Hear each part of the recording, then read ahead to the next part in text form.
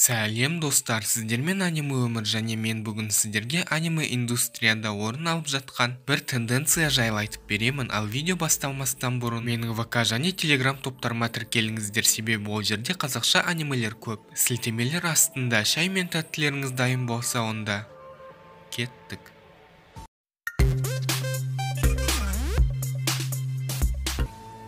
Соңғы кездері мен мынадай бір тенденцияны байқадым. Исекайларда және жалпы фэнтези жанрындағы анимелерде заманауи технологиялардың белгілері көбеюде. Көбінесе анимелердегі исекай әлемдер немесе фэнтези әлемдер орта ғасырлық Еуропаға ұқсап жатады. Және алғашында исекайланған бас кейіпкерлер өздері түскен жаңа әлемдерге смартфон секілді біздің әлемдегі технологиялық дүниелерді алып келді. Немесе сол әлемдердегі сиқыр арқылы шынайы өмірдегі кейбір нәрселердің формасы мен қызметін қайталады. Олар шынайы әлемнен алған білімдерін сол әлемде пайдалануға тырысты. Кейде тіпті бас кейіпкерлер өздері түскен әлемдерде нағыз өнертапқыш адамның қызметін де атқарып жатты. Кейбір исекай жанрындағы анимелерде бас кейіпкерлер өздері түскен әлемдерде тіпті заманауи типті қалалар салуға да тырысты. Бірақ бәрі мұнымен тоқтай қоймады. Себебі соңғы бір жылда шыққан исекайларда бас кейіпкерлер орта ғасырлық Еуропаға ұқсас әлемдерге түседі. Алайда сол әлемдерде бұрын дамыған өркениет бар болған болып шығады. Және сол өркениет қалдырған технологиялар дәл біздің шынайы өмірдегі технологиялар мен болашақ концепттерден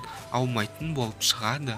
Оған қоса соңғы кезде исекайларда неше түрлі лабораторияларды көрсету көбейіп кетті. Исекай жанрынан фэнтези жанры да қалыспады. Фэнтези жанрында да соңғы кезде көптеп постапокалипсис көрсетілуде. Яғни адамдар өмір сүрген мықты өркениет болады және сол өркениет құлаған соң көп жағдайда ол орта ғасырлық Еуропаға ұқсайтын жерге айналып шыға келеді. Меніңше осындай тенденцияның пайда болуының мәні мынада. Біріншіден, фэнтези жанры өте үлкен және көне, және ол жерде көрсетілетін нәрсенің барлығы көрсетіліп қойды. Ал адамдарға жаңа дүние керек және жаңа фэнтези анимелер керек. Сол себепті енді аниме жасаушы студиялар, мангакалар, ранобэ, новелла жазушылар адамдардың іштері пыспас үшін осындай әрекеттерге баруда. Және исекай жанры да өте тез дамып кеткен соң, ол да адамдардың ішін бір жағынан пыстыра бастады. Сол себепті менің ойымша ақырындап исекай жанрына да жаңа технологиялар, яғни біздің әлемдегі технологиялар ендірілуде. Солай ақырындап бұрынғы және қазіргі исекайлардың арасында айырмашылықтар пайда болып жатыр. Екінші жағынан мәселе көрермендерде секілді. Қазіргі кезде адамдарға өз өмірін, күнделікті өмірді жеңілдететін технологияларсыз елестету өте қиын әрі қорқынышты. Оған қоса менің тағы да байқағаным, адамдарға заманауи не болашақта пайда болатын технологиялары жоқ аниме фильмдерді көру мүлде қызық емес. Меніңше дәл осы факторлар исекай мен фэнтези жанрындағы постапокалипсисті көбейте түсуде. Және бұл тенденцияны жақсы не жаман деп ойлаудың қажеті жоқ. Бұны жай ғана аниме индустрияның дамуының бір тармағы деп есептеуге болады. Ал сен осындай өзгерістерді байқадың ба?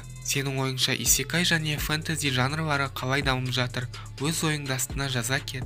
Және менің қысқа маусым анимелері жайлы видеомды көруді де ұмытпа. Барлықтарыңызға көп рахмет. Сау болыңыздар.